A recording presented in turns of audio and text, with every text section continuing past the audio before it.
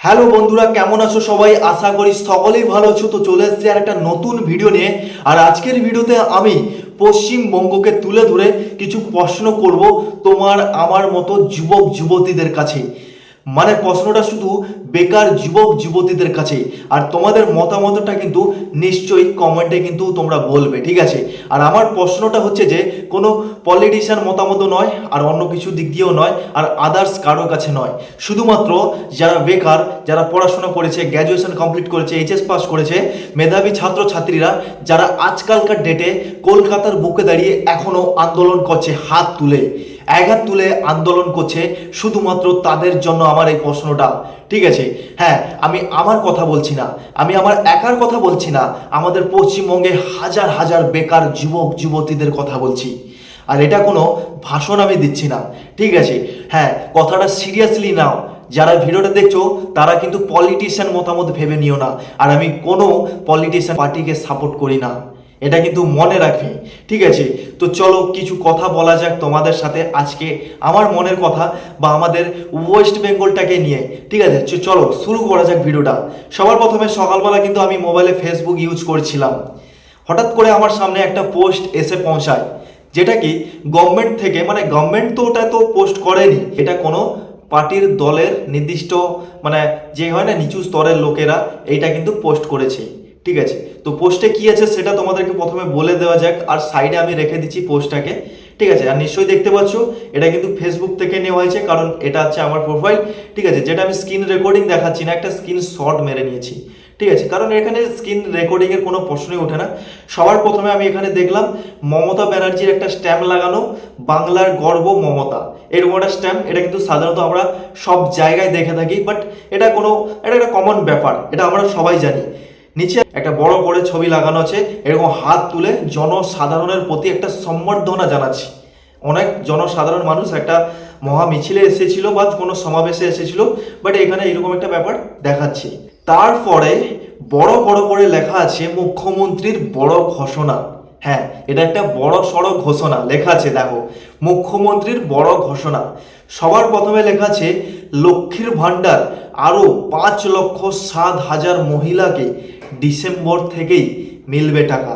মানে লক্ষ্মীর ভাণ্ডার আরও 5,07,000 মহিলাকে দেওয়া হবে, ঠিক আছে? আরও নতুন করে যারা পুরনো পাচ্ছে, তারপরেও 5,07,000 মহিলাকে নতুন করে দেওয়া হবে, সেটা ডিসেম্বর থেকেই মিলবে টাকা। খুব বড় ঘোষণা আর দারুণ, মেয়েদেরকে টাকা দিচ্ছে, এটা নিয়ে আমার কোনো মাথা ব্যথা নেই, বাট এটা খুব দারুণ একটা প্রকল্প বলতে পারো। লক্ষ্মীর ভাণ্ডার, একটা বাড়ির মহিলা, আমাদের মা বোনেরা যারা টাকা পাচ্ছে, আমার বাড়ির নিজের মা টাকা পাচ্ছে 1,500 করে প্রত্যেক মাসে। ওই টাকাটা কোনো ফ্যামিলিতে একটা কোনো ট্রিটমেন্ট হোক বা হাত খরচা হোক, মানে মায়ের একটা হাত খরচা থাকে, তো অনেক দুস্থ পরিবার থাকে, তাদেরকে এটা দেওয়া হচ্ছে, খুব দারুণ ব্যাপার, ঠিক আছে? এটা তো আমি একদম এগ্রি করছি। তারপরে লেখা আছে লক্ষ্মীর ভাণ্ডারে 48,490 কোটি টাকা ইতিমধ্যে দেওয়া হয়েছে। মানে এই যে লক্ষ্মীর ভাণ্ডার প্রকল্পটাতে ইতিমধ্যে, মানে এই পর্যন্ত 48,490, মানে ডিজিটটা দেখো, শুধু 48,000 সংখ্যাটা দেখো, 48,490 কোটি টাকা ইতিমধ্যে, মানে অলরেডি দেওয়া হয়ে গেছে। পরেও তো আছে, এই প্রকল্প চলবে কতদিন সেটা আমার জানা নেই, বাট আছে। দারুণ ব্যাপার, অনেক টাকা দিয়েছে। তবে এইখানে আমার একটা ছোট্ট প্রশ্ন আসছে, ভিডিওটা একটু লম্বা হবে, তবে ভিডিওটা খুব ইন্টারেস্টিং। এখানে একটা ছোট্ট প্রশ্ন আসছে, এই যে লক্ষ্মীর ভাণ্ডার দেওয়া হচ্ছে, কোনো বিবেচিত করে কাউকে দেওয়া হচ্ছে না, লাগাতার এক লাগারে সবাইকে দেওয়া হচ্ছে, প্রত্যেকটা ফ্যামিলিতে যাদের 25 বছর বয়স হচ্ছে সবাইকে দেওয়া হচ্ছে, সব প্রত্যেকটা মহিলাকে, কোনো এখানে বিধাভেদ বা বাছাই করা হচ্ছে না। এখানে আমার একটা ছোট্ট প্রশ্ন, অ্যাকচুয়ালি যারা সার্ভিস করে দেখবে তারাও কিন্তু লক্ষ্মী ভাণ্ডার পাচ্ছে, যাদের ফ্যামিলিতে কেউ সার্ভিস করে তারাও কিন্তু পাচ্ছে, যাদের জায়গা জমিন সম্পত্তি সব কিছু আছে, অর্থের ভাণ্ডারের ওপর বসে আছে, তারাও কিন্তু এই লক্ষ্মীর ভাণ্ডার পাচ্ছে। তাদের কাছে ওই যে 1,500 টাকাটা একটা তুচ্ছ ব্যাপার, মানে একটা সামান্য টাকা, তাদেরকে না দিয়ে যারা বরং যাদের ফ্যামিলিতে অনেকটা খেতে পায় না, দুস্থ ফ্যামিলি, তাদেরকে ওই টাকাটা আরও 500 টাকা বাড়িয়ে দিলে আমি মনে করি এটা কিন্তু খুব আরও বড় ব্যাপার একটা হয়ে যেত, একটা বড় প্রকল্প হয়ে যেত আমাদের ওয়েস্ট বেঙ্গলের জন্য। সব মানুষই আরও বেশি বেশি করে মমতাকে ভোট দিত, আমাদের দিদিমণিকে আরও বেশি বেশি করে ভোট দিত, আরও দিদিমণি আমাদের উপরে যেত।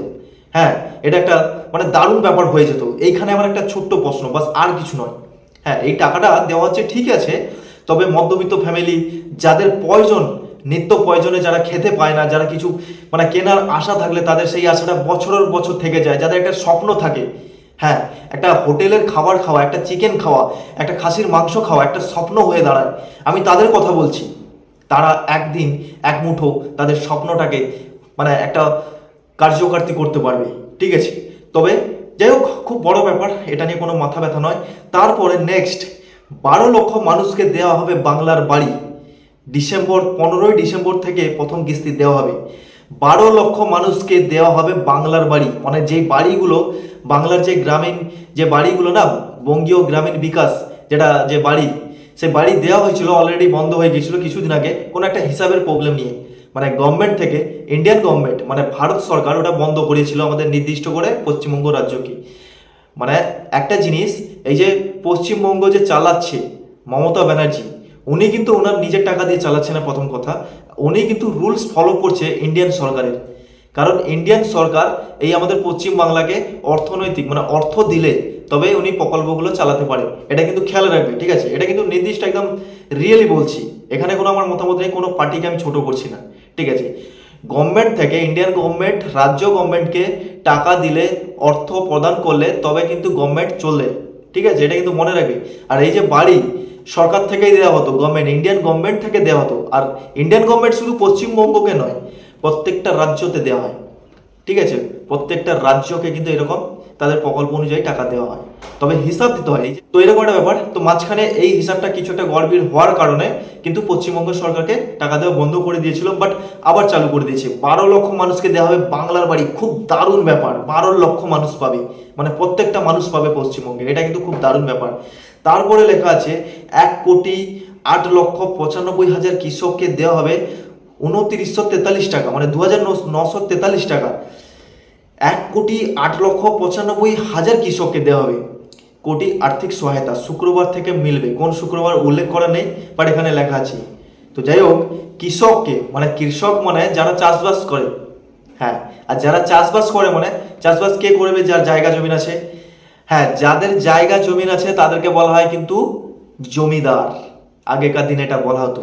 আর যাদের জমি এখন, যাদের জায়গা জমিন আছে তারা এখন কোটিপতি, আর তাদেরকেই দেওয়া হচ্ছে 2943 টাকা করে। দেখবে তুমি তোমার বাড়ির পাশে, তোমার বাড়িতে হয়তো জায়গা জমি নেই, কিন্তু তোমাদের বাবা কাকারা ধান চাষ করে, কি করে? ভাগে চাষ নেয়, ভাগে মানে আগাম টাকা দিয়ে। হ্যাঁ, বিঘা প্রতি 4,000 5,000 6,000 টাকা দিয়ে চাষবাস করে। 4,000 টাকা দিল মালিককে, মালিক 4,000 টাকা নিয়ে নিয়েছে বাড়িতে বসে বসে, আর এখানে কিন্তু তোমার বাবা কাকা ওই ফসল ফলিয়ে কিন্তু এখানে পেট চালাচ্ছে। তবে টাকাটা যে সরকার যে টাকা প্রদান করছে কৃষককে, অ্যাকচুয়ালি কৃষক কে হলো? যে চাষ করছে। জায়গা নেই কিন্তু তোমাকে বাধ্য হয়ে চাষ করতে হচ্ছে, কিন্তু ওর জায়গা আছে, ওই জায়গাটাকে ও খাটিয়ে ও কিন্তু ডবল প্রফিট, তোমার বাবার কাছ থেকে টাকা নিল প্লাস সরকারের কাছ থেকে টাকা নিল, প্লাস ওই জায়গাটাকে যখন বিক্রি করবে তখন কিন্তু একটা কোটি কোটি টাকা, লক্ষ লক্ষ টাকা হাতাবে। তবে এখানে কে বড় লোক হচ্ছে? এই পশ্চিমবঙ্গে আমি একদিন বলেছিলাম না, যারা বড় লোক ধনী তারা আরো বড় হচ্ছে, আরো ধনী হচ্ছে, আর যারা গরিব আমাদের তোমাদের মতো তারা আরো গরিব হচ্ছে। আর এটাই হচ্ছে আমাদের রাজ্য সরকারের নিয়ম, ঠিক আছে। আমি কোনো রাজ্য সরকারকে টার্গেট করে কথা বলছি না, সরকারকে জাস্ট একটাই উদ্দেশ্য, একদিন মানে যারা নির্দিষ্ট প্রাপ্য, যাদের পাওয়ার মানে প্রয়োজন আছে, পাওয়ার যোগ্যতা আছে তাদেরকে দিন, আদার্স অন্য কাউকে দেওয়ার কোনো প্রয়োজনই নেই। যারা সরকারি সার্ভিস করছে তাদের কেন দেবেন আপনি? কিসের জন্য দেবেন বলুন, ঠিক আছে। এটা কিন্তু কোনো রাজনৈতিক দল থেকে বলে না, আর কোনো মানে সে যেই পার্টি হোক না কেন, এটার বিরোধী হওয়া উচিত। যারা প্রাপ্য, যারা যাদের যোগ্যতা আছে তাদেরকে দিন, অযোগ্য মানুষকে দিয়ে লাভ নেই, যারা অলরেডি খেতে পাচ্ছে তাদের কোনো লাভ নেই দিয়ে। তারপরে লেখা আছে আরো 19,000-এর বেশি বিশেষভাবে সক্ষম ব্যক্তিকে মানবিক ভাতা। হ্যাঁ, এটা ঠিক আছে, এটা যারা বিশেষভাবে সক্ষম, যারা প্রতিবন্ধী তাদেরকে কিন্তু দেওয়া হচ্ছে। 19,000-এর বেশি প্রতিবন্ধী মানুষকে টাকা দেওয়া হচ্ছে, এটা তো খুব বড় ব্যাপার, এটাও আমি এগ্রি করছি, এটা ঠিক আছে, এটা কোনো অসুবিধা নেই। বাস এখানেই পোস্টটা আমাদের শেষ হলো। লাস্টে আমি একটাই কথা বলতে চাই, তবে এই বেকারদের জন্য কি আছে? না আছে বেকার ভাতা, না আছে কোনো সরকারি চাকরি, না আছে কোনো কোম্পানির কোনো প্রাইভেট জব, না আছে কোনো প্রাইভেট সেক্টর। আরে ভাই, প্রাইভেট সেক্টর থাকলে তো প্রাইভেট জব হবে, আর প্রাইভেট সেক্টর যেগুলো আছে সেগুলো কিন্তু অলরেডি একটা একটা করে বন্ধ হচ্ছে। তবে কি কারণে বন্ধ হচ্ছে সবাই জানে, ঠিক আছে। আজকাল ইন্ডাস্ট্রিয়াল এরিয়া যেমন হলদিয়া, উলুবেড়িয়া, সিং মানে সিংপুর না কি আছে না, সিঙ্গুর এইসব জায়গায় যাও, দেখতে পাবে তোমরা রিয়েলিটিটা, বাস্তবের যে ছবিটা তোমরা দেখতে পাবে। হাজার হাজার কলকাতার ভিড়ের মাঝে দেখবে একটা 5 টাকা নিয়ে ট্রেনে চড়ছে, বাসে চড়ছে, কেন, কিসের জন্য?